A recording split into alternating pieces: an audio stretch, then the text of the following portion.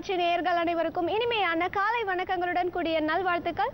விடியலைவா நிகழ்ச்சியில் உங்கள் அனைவரையும் சந்திப்பதில் மிக்க மகிழ்ச்சி. அதிர்ஷ்டம், திறமை மட்டுமல்ல, ஒழுக்கம், அணுகுமுறை, விடாமுயற்சி இவைகள் அனைத்துமே ஒரு மனிதனை வெற்றி பாதைக்கு கொண்டு செல்கிறது என்ற ஒரு நல்ல சிந்தனையுடன் இன்றைய விடியலைவா நிகழ்ச்சியில் முதல் பகுதியாக வருகிறது நலமுடன் வாழ.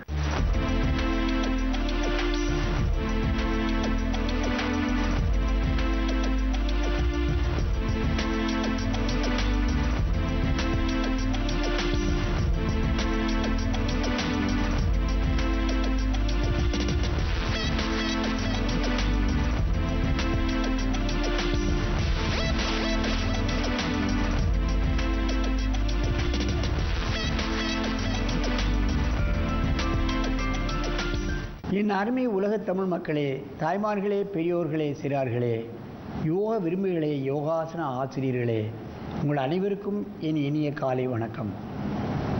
கலைஞர் தொலைக்காட்சி நிகழ்ச்சியில் நலமுடன் வாழ என்னும் பகுதியில் யோக நிகழ்ச்சிக்கு மிக முக்கியத்துவம் கொடுத்திருக்கிறார்கள். மனிதன் இன்றைக்கு பார்ப்பீர்களானால் 100க்கு 90 பேர் ஏதாவது ஒரு நோயினால் மிகவும் தங்களுடைய வருமானங்களை எல்லாம் நோய்க்காகவே செலவு செய்து கொண்டிருக்கிறார்கள். அவர்கள் ஏழைகளாகட்டும், நடுத்தர வர்க்கத்தினர்களாகட்டும், அல்லது வசதி படைத்தவர்களாகட்டும், அவர்கள் எல்லோரும் இன்றைக்கு மருத்துவ செலவு செய்து கொண்டுதான் இருக்கிறார்கள். இவர்களுக்கெல்லாம் விடுவி காலம் வேண்டும் என்று சொன்னால் எல்லோரும் யோகாசனம் பழக வேண்டும். அந்த காலத்தில் அப்படித்தான் பழகினார்கள். கோயில்களில் பாருங்கள், எல்லா தூண்களிலும் யோக நிலைகள் இருக்கும். அந்த காலத்தில் எல்லோரும் கோயிலுக்கு சென்று தான் கும்பிடுவார்கள். பிரகாரம் சுற்றி வரும்போது பார்ப்பீர்களானால் ஒவ்வொரு தூணிலும் ஒவ்வொரு ஆசனங்கள் அங்கே இருக்கும். மக்கள் அதை பார்த்து பழகுவார்கள், ஆரோக்கியமாக இருந்தார்கள். இத்தனை ஆஸ்பத்திரிகளும், இத்தனை மெடிக்கல் ஸ்டோர்களும், இத்தனை வைத்தியர்களும் கிடையாது. எத்தனை வைத்தியங்கள். ஆகவே இவைகளிலிருந்தெல்லாம் நாம் மீள வேண்டும் என்று சொன்னால் அனுதினமும் நாம் யோகாசனத்தை செய்தே ஆக வேண்டும். என் அருமை மாணவர்களே, நீங்கள் அப்படியே குப்புறப்படுங்கள். கைதூக்கிய பத்ம புஜங்காசனத்தை செய்ய வேண்டும். நன்றாக அப்படியே மெதுவாக மேலே உயர்த்துங்க. கையை அமுத்தி நன்றாக வலது கை முன்னால் இருக்க வேண்டும். இடது கை மேலே தூக்குங்கள். நன்றாக உயரமாக தூக்க வேண்டும். தரையிலே கையை அழுத்தி பின்னால் இழுத்து கொண்டு அழுத்தினால் நன்றாக உயரம் தூக்கினால் பாருங்கள். பத்மாசனம் போடுகின்ற காரணத்தினால் நாடி நரம்புகளெல்லாம் முதுகு வளையும் பொழுது தலைப்பகுதியிலிருந்து நரம்புகள் இழுக்கப்படுகின்றன. முதுகு வழியாகத்தான் பல்வேறுபட்ட நாடி நரம்புகள் செல்கின்றன. மெதுவாக இறக்குங்கள். நீண்ட மூச்சு வாங்கிக் கொள்ளுங்கள். இப்பொழுது இடது கையை அடுத்த கையை தூக்க வேண்டும். மெதுவாக தூக்குங்கள். தரையிலே நன்றாக அழுத்தி கொண்டால் கையை உயரமாக தூக்கலாம். தலையை தூக்குங்கள்.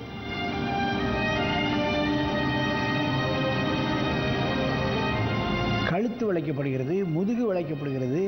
பத்மாசனம் போட்டிருக்கின்ற காரணத்தினால் முதுகெலும்பு நன்றாக இழுக்கப்படும். சாதாரணமாக முதுவை வளைப்பதற்கும் பத்மாசனத்தை போட்டு வளைப்பதற்கும் வித்தியாசம் இருக்கிறது. மெதுவாக இறக்குங்கள். கீழே தலையை வைத்துக் கொள்ளுங்கள். நன்றாக மூச்சை இழுங்கள். மெதுவாக எழுந்திருந்து என் பக்கமாக திரும்பி இந்த ஆசனத்தை செய்ய வேண்டும். மெதுவா அவசரப்படாத. வலது கையை முதலில் தூக்க வேண்டும். இடது கை தரையில் இருக்கணும். நன்றாக தலையை மேலே பார்க்க வேண்டும். கழுத்து எலும்புகள் நன்றாக வளைக்கப்படுகின்றன. தலை வளைக்கப்படுகின்ற காரணத்தினால் மூளைக்குள்ளே போகிற நரம்பு இழுக்கப்படுகிறது, முதுகுக்குள்ளே போகிற நரம்பு இழுக்கப்படுகிறது. நீங்கள் கவனிக்கலாம். கழுத்து வளைக்கிறோம், முதுகை வளைக்கிறோம். புஜபலங்கள், புஜன் அதாவது மார்பு பகுதி விரியப்படுகிறது. வயிற்றில் உள்ள நாடி நரம்புகளெல்லாம் இழுக்கப்படுகின்றன. மெதுவாக இறக்குங்கள். இப்போ மீண்டும் இந்த ஆசனத்தை இடது கையை தூக்க வேண்டும். வலது கையை தரையில் வைத்துக்கொண்டு இடது கையை தூக்க வேண்டும்.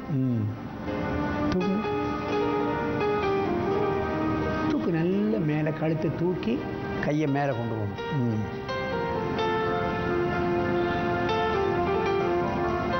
கை தூக்கிய பத்ம புஜங்காசனம். மெதுவாக இறக்குங்கள், தலையை இறக்குங்கள், நீண்ட மூச்சு வாங்கிக் கொள்ளுங்கள். மெதுவாக எழுந்திருங்கள்.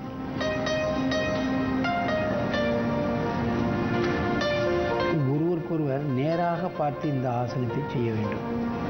கை தூக்கிய பத்ம புஜங்காசனம். மெதுவாக இறக்குங்கள், மெதுவாக எழுந்து முதலில் பத்மாசனத்தில் உட்கார்ந்தபடி உட்காருங்கள். மெதுவா. என் அருமை பெரியோர்களே, இவைகளெல்லாம் சற்று கடினமான ஆசனங்கள். பத்மாசனமே போட வராது, எப்படி அதில் புஜங்காசனம் செய்வது, ஒத்தகையை தூக்குவது, இத்தனை வழிமுறைகள் இருக்கின்றது. ஆகவே ஆரம்ப கட்டத்தில் பத்மாசன சுகாசனத்தினாலே இந்த ஆசனத்தை புஜங்காசனம் செய்யலாம். பத்மாசனம் போட முடியாது, தொடை பெருசாக இருக்கும், வயிறு பெருசாக இருக்கும், குண்டாக இருப்பாங்க. அப்போ என்ன பண்ணணும், அவங்க சுகாசனத்திலே இந்த ஆசனத்தை பழகணும். பழக கொஞ்ச நாள் கழித்து பார்த்திங்கன்னா பத்மாசனமும் வந்துடும். இந்த பத்ம புஜங்காசனமும் ஒரு கையை தூக்கக்கூடிய ஒரு வழக்கத்தில் வந்துடும்.